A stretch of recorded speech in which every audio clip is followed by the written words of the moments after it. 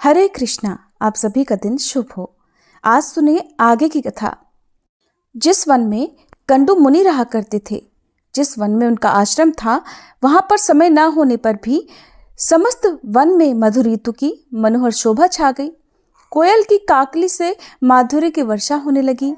Malay वायु मनोहर सुगंध लिए मंद मंद गति से बहने लगी और छोटे बड़े सभी वृक्षों के पवित्र पुष्प भी धीरे धीरे धरती पर गिरने लगे।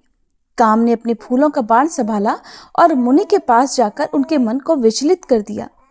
संगीत की मधुर ध्वनि सुनकर मुनि के मन में बड़ा आश्चर्य हुआ। वे काम बाण से अत्यंत पीड़ित होकर जहां वह सुंदरी अप्सरा गीत गा रही थी वहां चले गए। मुनि ने अप्सरा को देखा और अप्सरा ने भी मुनि की तरफ देखा। उनके नेत्र आश्चर्य से खिल गए। मुनि के मन में व्याकुलता छा गई। उनके शरीर में रोमांच आया। अब वे पूछने लगे कि सुंदरी तुम कौन हो, किसकी पुत्री हो, और तुम्हारी मुस्कान तो बड़ी मनोहर है। सुभ्रू, तुम मेरे मन को मोह लेती हो। सुमध्य में अपना सच्चा परिचय तो दो। प्रमलोचा बोली, मुने, मैं आपकी सेविका हूँ और फूल लेने के लिए आई हूँ। शीघ्र आज्ञा दीजिए, मैं आपकी क्या सेवा करूँ। अप्सरा की ये बात सुनकर मुनि का धैर्य टूट गया।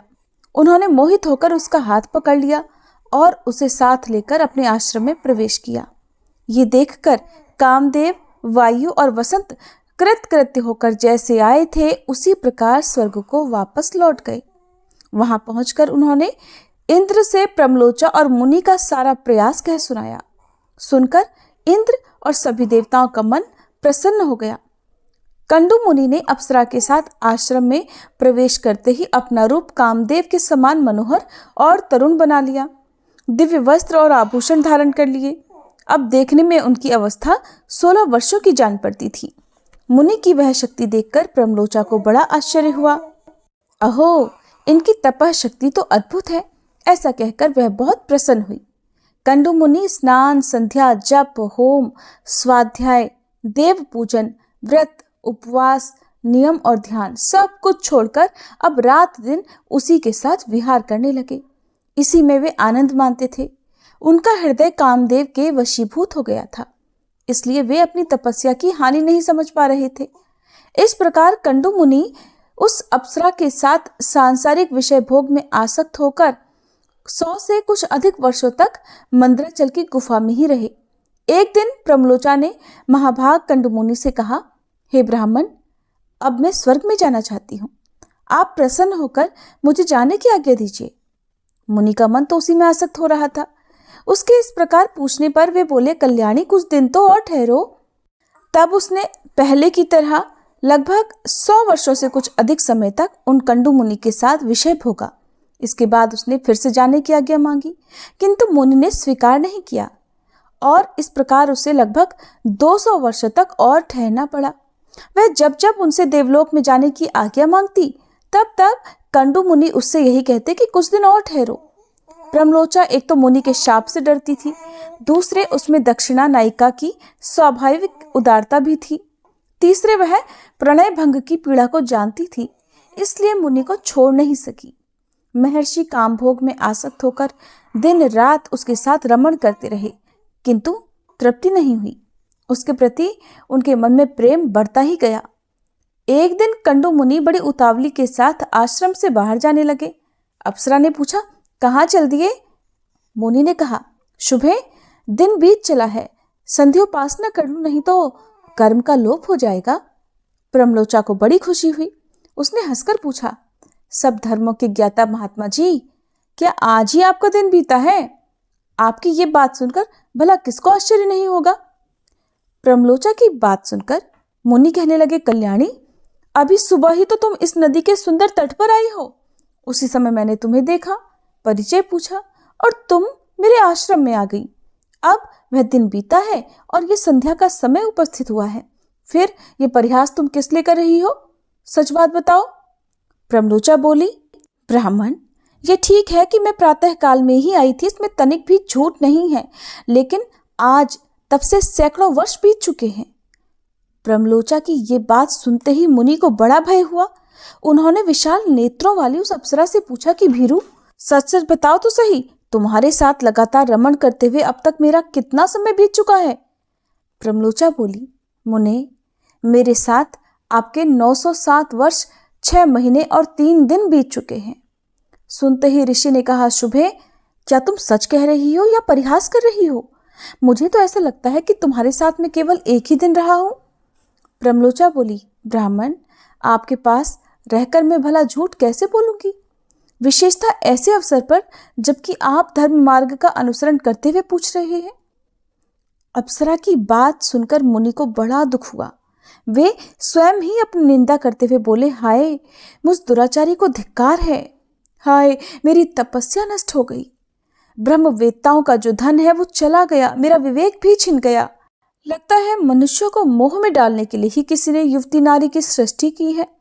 मुझे तो अपने मन को जीतकर क्षुधा, पिपासा, राग, द्वेष और जरा मृत्यु, इन 6 उर्मियों से अतीत परब्रह्म का ज्ञान प्राप्त करना चाहिए।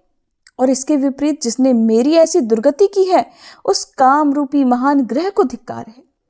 ये काम नरक ग्राम में ले जाने वाला मार्ग है और इसने आज मेरे संपूर्ण वेदों के स्वाध्याय, व्रत और सभी साधनों पर पानी फेर दिया।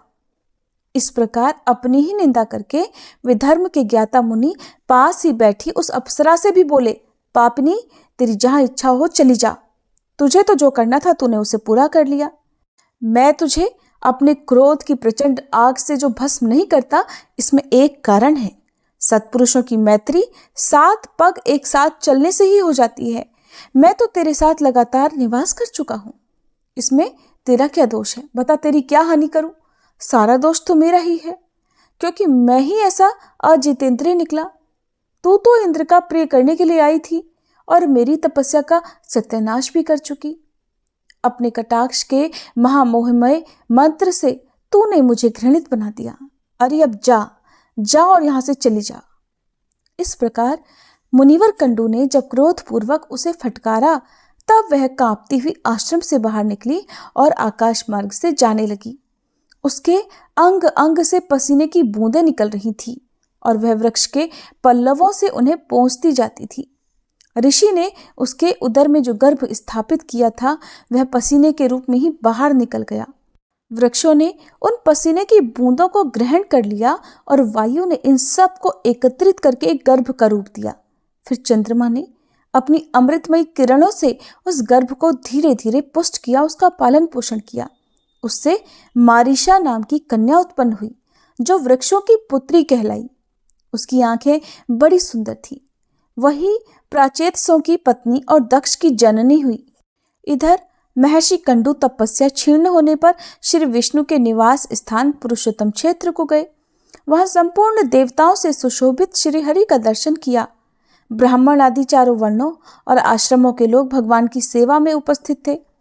पुरुषोत्तम क्षेत्र और भगवान पुरुषोत्तम का दर्शन करके मुनि ने अपने आप को कृतकृत्य माना और वहां अपनी दोनों बाहें ऊपर उठाकर एकाग्र चित्त से ब्रह्मपार स्तोत्र का जप करते हुए वे भगवान की आराधना करने लगे। मुनि बोले, व्यास जी, हम परम कल्याणमय ब्रह्मपार स्तोत्र को सुनना चाहते हैं, जिसका जप करते हुए कंडू मुनि ने भगवान विष्णु की आराधना की थी। तब व्यास जी बोले, भगवान विष्णु सबके परम पार अर्थात अंतिम प्राप्य हैं। वे अपार भवसागर से पार उतारने वाले, पर शब्दवाच्य आकाश आदि पंच महाभूतों से परे और परमात्म स्वरूप हैं। वेदों की भी पहुंच से परे होने के कारण उन्हें ब्रह्मपार कहते हैं। वे दूसरों के लिए पार स्वरूप हैं। उन्हें पाकर सभी प्राणी सदा के लिए पार हो जाते हैं। वे पर के भी पर, इंद्रिय, मन आदि के भी अगोचर हैं। सबके पालक और सबकी कामनाओं को पूर्ण करने वाले हैं। वे कारण में स्थित होते हुए भी स्वयं ही कारण रूप हैं। कारण के भी कारण हैं। परम कारणभूत प्रकृति के कारण भी वही हैं। कार्यों में भी उन्हीं की स्थिति है। इस प्रकार कर्म और कर्ता आदि अनेक रूप धारण करके वे सभी विश्व की रक्षा करते हैं। ब्रह्म ही प्रभु हैं, ब्रह्म ही सर्व स्वरूप हैं, ब्रह्म ही प्रजापति तथा अपनी महिमा से कभी च्युत न होने वाला है।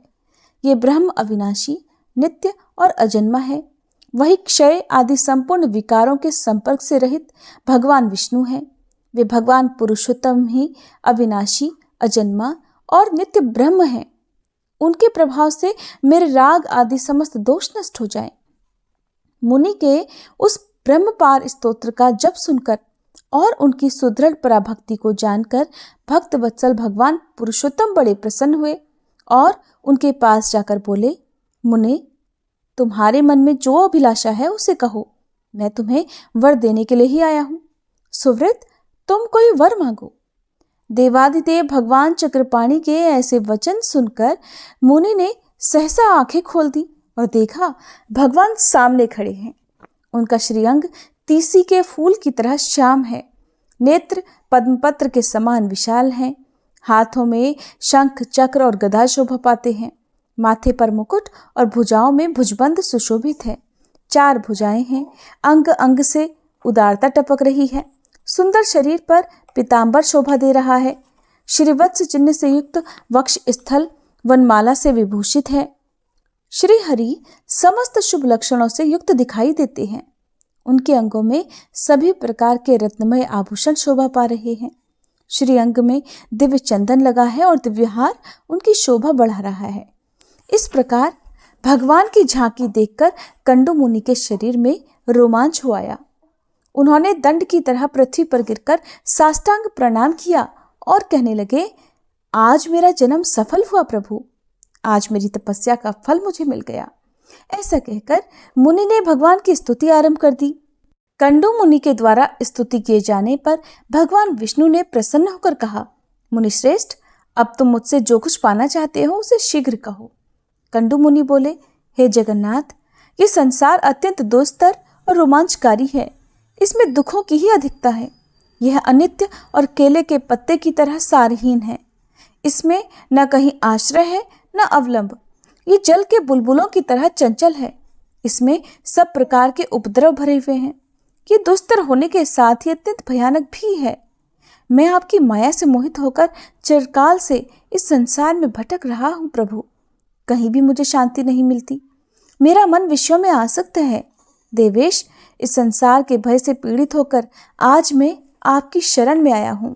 हे श्री कृष्ण, आप इस भवसागर से मेरा उद्धार कीजिए। सुरेश्वर, मैं आपकी कृपा से ही आपके ही सनातन परम पद को प्राप्त करना चाहता हूँ, जहाँ जाने से फिर इस संसार में नहीं आना पड़ता। श्री भगवान बोले, मुनिश्रेष्ठ, तुम मेरे भक्त हो, सदा मेरी ही आराधना करते रहो, तुम्हें मेरी कृपा से अभीष्ट मोक्ष पद की प्राप्ति होगी। विप्रवर, मेरे भक्त क्षत्रिय, वैश्य, स्त्री, शूद्र तथा अंत्यज भी परम सिद्धि को प्राप्त होते हैं। फिर तुम जैसे तपोनिष्ठ ब्राह्मण की तो बात ही क्या है। चांडाल भी यदि उत्तम श्रद्धा से युक्त होकर और मेरा भक्त हो जाए तो उसे अभीष्ट सिद्धि प्राप्त होती है, फिर औरों की तो भला बात ही क्या है। व्यास जी कहते हैं, ऐसा कहकर भक्त वत्सल भगवान विष्णु वहीं अंतर ध्यान हो गए। उनके चले जाने पर कंडू मुनि बहुत प्रसन्न हुए और समस्त कामनाओं को त्याग कर वे प्रसन्न हो गए। समस्त इंद्रियों को वश में करके ममता और अहंकार से रहित होकर एकाग्रचित्त होकर भगवान पुरुषोत्तम का ध्यान करने लगे। भगवान के निर्लेप, निर्गुण, शांत और सन्मात्र स्वरूप का चिंतन करते हुए उन्होंने दुर्लभ मोक्ष प्राप्त कर लिया। जो महात्मा कंडू की इस कथा को पढ़ता अथवा सुनता है वह सब पापों से मुक्त होकर अंत में स्वर्गलोक को जाता है। मुनिवरों, इस प्रकार मैंने इस कर्म भूमि तथा मोक्षदायक पुरुषोत्तम क्षेत्र का वर्णन किया जहाँ साक्षात भगवान पुरुषोत्तम निवास करते हैं। जो मनुष्य संसार जनित दुखों का नाश और मोक्ष प्रदान करने वाले वरदायक भगवान पुरुषोत्तम का भक्तिपूर्वक दर्शन, स्तवन और ध्यान करते हैं, वे समस्त दोषों से मुक्त होकर भगवान के अविनाशी धाम में जाते हैं। मुनि बोले, हे पुरुषश्रेष्ठ व्यास जी, आपने भारतवर्ष तथा पुरुषोत्तम क्षेत्र के अद्भुत गुणों का वर्णन किया। उस क्षेत्र के उत्तम महात्म्य को सुनकर हमें बड़ी प्रसन्नता हुई है। हमारे मन में बहुत दिनों से एक संदेह है, उसका निवारण करने वाला आपके सिवा दूसरा कोई नहीं। हम भूतल पर श्री कृष्ण, बलदेव और सुभद्रा जी के अवतार का रहस्य भी सुनना चाहते हैं। वीरवर श्री कृष्ण और बलभद्र किस लिए अवतरित हुए थे? वे वसुदेव के पुत्र होकर नंद के घर में ही क्यों रहे? ये मर्तलोक सर्वथा निस्सार है, इसमें अधिकतर दुख ही दुख भरा है। ये पानी के बुलबुले की तरह अत्यंत चंचल और क्षण भंगुर है। इसकी भयंकरता इतनी बढ़ी हुई है कि उसका विचार आते ही रोंगटे खड़े हो जाते हैं। ऐसे संसार में भला उन्हें जन्म ग्रहण करने की क्या आवश्यकता थी? इस धरती पर अवतरित होकर उन्होंने जो जो लीलाएं की, उनका भी विस्तार पूर्वक वर्णन कीजिए। उनका संपूर्ण चरित्र अद्भुत और अलौकिक है। भगवान संपूर्ण देवताओं के स्वामी और सर्वश्रेष्ठ हैं और पृथ्वी को उत्पन्न करने वाले तथा अविनाशी परमात्मा हैं। उन्होंने अपने दिव्य स्वरूप को मनुष्यों के बीच में कैसे प्रकट किया? जो भगवान संपूर्ण जंगम प्राणियों की गति है, वे मनुष्य शरीर में भला कैसे आए? इसे देवता और दैत्य भी बड़े आश्चर्य की बात मानते हैं। महामुने, आप भगवान विष्णु के आश्चर्यजनक अवतार की कथा सुनाइए। भगवान के बल और पराक्रम विख्यात हैं। उनके तेज की कोई माप नहीं है। वे अपने अलौकिक चरित्रों के द्वारा आश्चर्य रूप जान पड़ते हैं। आप उनके तत्व का वर्णन कीजिए।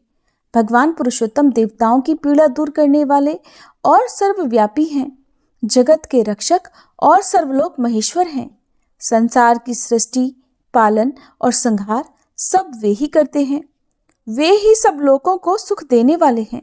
वे अक्षय, सनातन, अनंत, क्षय, वृद्धि से रहित, निर्लेप, निर्गुण, सूक्ष्म, निर्विकार, निरंजन, समस्त उपाधियों से रहित, नित्य, अचल, निर्मल, व्यापक तथा शाश्वत परमात्मा है।